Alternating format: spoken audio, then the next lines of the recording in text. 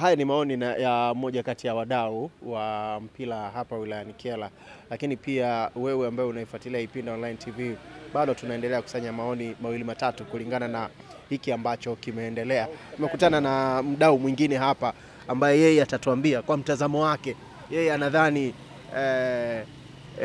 hiki kinachoendelea kinatoa picha gani. Bwana, mambo vipi? Safi, habari ya kazi? Safi. Majina yako? Mimi naitwa Ali Dancho Mwaisumo. Ali Dancho Mwaisumo. Wewe ni shabiki wa timu gani? Mimi ni shabiki wa Dar es Salaam Young Africans. Dar es Salaam Young Africans. Madai ya Dar es Salaam Young Africans yalikuwa, kwanza Yanga walikuwa wanawadai TFF fedha zao za ushindi wa kombe la shirikisho kwa maana ya FA kwa misimu mitatu, kwa mujibu wa afisa habari wa Dar es Salaam Young Africans. Kitu cha pili, wao walitaka tarehe isogezwe mbele. Kitu cha tatu, tarehe ya dabi. Kitu cha tatu, wakataka bodi ya ligi kwanza iwe huru, lakini pia mwenyekiti wa bodi ya ligi ajiuzuru, katibu mkuu wa TFF ajiuzuru, pamoja na rais wa TFF na yeye pia ajiuzuru. Jana tumeshuhudia kikao cha viongozi wa vilabu hivi vikubwa Simba na Yanga Ikulu, ambapo mheshimiwa rais amekaa nao, na baada ya hapo bila kuwepo kwa kiongozi wa TFF, na baada ya hapo tukaona tamko kutoka TFF, na baada ya hapo tukaona hatua zikichukuliwa kwa maana ya baadhi ya viongozi wa TFF kuwa wamejiuzuru. Nataka uniambie wewe hisia zako. Wewe umeridhika na hiki kinachoendelea? Yaani moyo wako uko safi kuicheza dabi, au bado kwenye moyo wako unadhani kuna baadhi ya vitu haviko sawa? Unajua haya yote yamesababishwa na bodi ya ligi kutokufuata kanuni. Laiti kama kanuni zingefuatwa kuanzia ile tarehe 8 Machi, haya mambo singekuwa tumetufikisha hapa tulipo. Tumefika hapa kulingana na kanuni kutokufuatwa. Sasa kwa sababu ya jambo hilo kutokufuata, ndio maana Yanga wakachukulia ile kanuni, udhaifu wa ule kanuni wa wale kutokufuata kanuni, Yanga ndo akachukulia kile kigezo wakaenda nacho. Na ni kweli walikuwa katika nafasi nzuri. Yanga alileta matamko matatu. Yale matamko matatu yakitimizwa, Yanga wako tayari kucheza dabi. Katika matamko matatu, la kwanza kuondoka kwa mtendaji mkuu wa bodi ya ligi. La pili ni kujiuzulu kwa kamati ya masaa 72 pamoja na mtendaji mkuu wa bodi ya ligi. La tatu ni mtendaji mkuu wa TFF naye ajiuzulu. Umeona? Tumefikishwa hapa kulingana na kutokusimamia kanuni. Laiti kama kanuni zingekuwa zimesimamiwa kwa umakini kabisa, haya yote asingefika hapa. Umeona? Haya yote asingekuwa yamefika hapo. Viongozi wa Simba wao hawakuonekana kuwa na matamko mengi sana, lakini wameona kile ambacho nyinyi mmekifanya. Kwa picha ya kawaida inaonekana mlikuwa mnapigania soka, lakini pengine inaweza kachukuliwa tofauti na mashabiki wa Simba. Swali langu la msingi kwako, ikiwa siku moja Simba wataamua na wao kuibuka na madai ya kudemand justice kutoka kwa uongozi wa TFF pengine ama bodi ya ligi ama mamlaka za soka, nyinyi mtakuwa pamoja nao? Asante. Kuwa pamoja nao, tunaangalia madai yenyewe yanahusu nini, kwa sababu kuna madai mengine yanakuwa hayana msingi. Mfano, Simba kwa nini walikaa kimya? Simba walikaa kimya kwa sababu wao ndio walioingiza bodi ya ligi katika sintofahamu ya bodi ya ligi na Yanga. Simba ndio walioleta sintofahamu hii yote. Lakini kanuni zipo. Baada ya kuleta hii sintofahamu, Simba ikabidi akae pembeni. Tayari umeshatuingiza bodi ya ligi katika msuguano bodi ya ligi na Yanga. Lakini kama itatokea kwamba Simba wanapigania maslahi ambayo yanaonekana yako wazi, hakuna timu ambayo haiwezi kuiunga mkono. Hata Yanga itaiunga mkono. Mimi nasema hivyo toka moyoni kwamba Yanga itaunga mkono tamko ambalo Simba watalitoa, ambalo lina maslahi kwa wote. Ili la kutaka mechi ya tarehe 8 tujue nini kilichokuwa kimefanya bodi ya ligi iailishe ule mchezo. Ilitakiwa na Simba walitoe lile tangazo mapema sana, lakini sio mwishoni huku. Lakini hatujajua ni nani na mmekubali kucheza. Sisi tumekubali kucheza kulingana na matakwa ambayo tulikuwa tumeyasema, baadhi yametimizwa.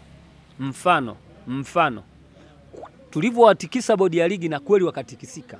Tumewatikisa, tumewapelekea kwamba bwana, sisi tunachotaka ni hiki na hiki na hiki na hiki. Wewe ulikuwa unaona baadhi ya mambo yalivyokuwa yanaendeshwa, wanakwenda lakini hawana uhakika. Sisi ndo wenye mechi, Yanga ndo wenye mechi. Kama Yanga ndo wenye mechi, Yanga ndo wenye uwezo wa kupanga kiingilio cha mechi, sehemu ya huo mchezo inayochezwa, lini itachezwa. Hizo mandate Yanga anakuwa anapewa kama timu mwenyeji. Kwa sababu sisi tulikuwa tumeshatoa viingilio vya mechi iliyopita, imeshapita. Tulishasema kabisa bwana, mechi sisi namba 184, kifupi ni kwamba tumeshaimaliza. Lakini baada ya kuja kukaa na zile scenario zetu ambazo tumezipeleka zimekubalika, zinaelekea kukubalika na zimekubalika, sisi tukaamua turudi katika meza ya mazungumzo. Baada ya meza ya mazungumzo tukaamua turudi katika katika pambano la tarehe 25. Kwa sasa hivi hamtaki tena kujua nani aliyesababisha pambano la Mwanza likaahirishwa? Sisi tulikuwa hatuna shida ya kutaka kumjua nani aliyepiga simu. Sisi hatuko huko. Madai yetu Yanga sio hayo. Madai yetu ni aina tatu.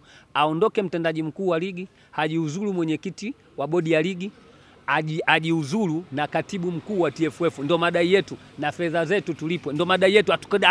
Katika madai yetu hakuna dai la Yanga pale linalosema kwamba tunahitaji tumjue nani aliyenani.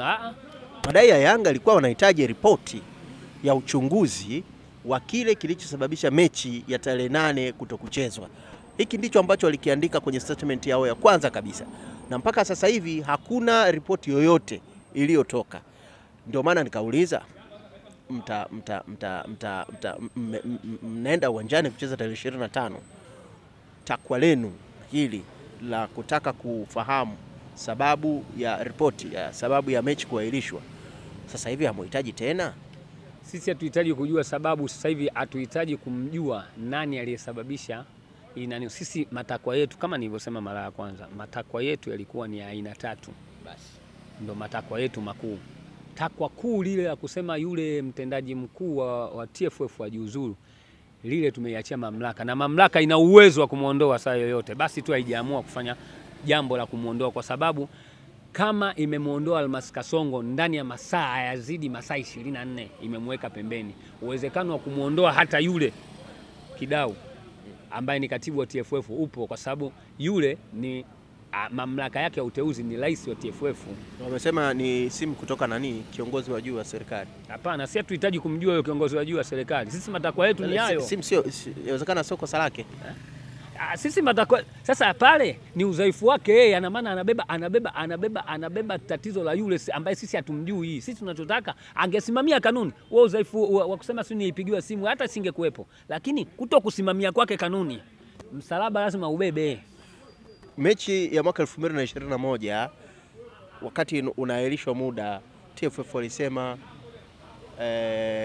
kutokana na sababu zisizozuilika, na baadaye maelezo waliokuja kutoa ni kwamba walipokea maagizo kutoka mamlaka za juu.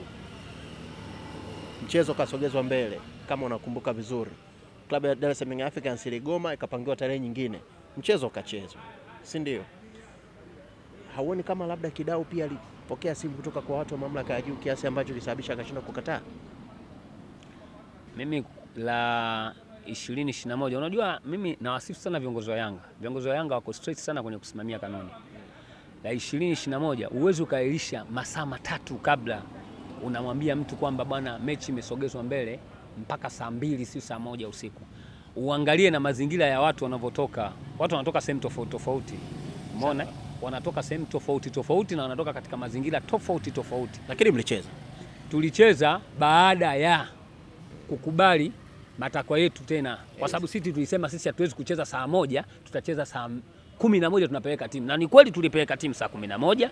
Baada ya kupeleka timu saa 11, saa 1 hatukupeleka timu, na baadaye wakaja wakaipangia tarehe nyingine tukacheza. Labda Kidau naye alipokea simu kutoka mamlaka ya juu ya kwamba msifungue geti, Simba watakiwa kufanya mazoezi, akashindwa kukataa kama ilivyotokea siku ile.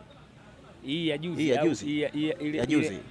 Hiyo siwezi nikalizungumzia kwa sababu sina interest nalo. Siwezi kulizungumzia hilo. Poa, haina noma.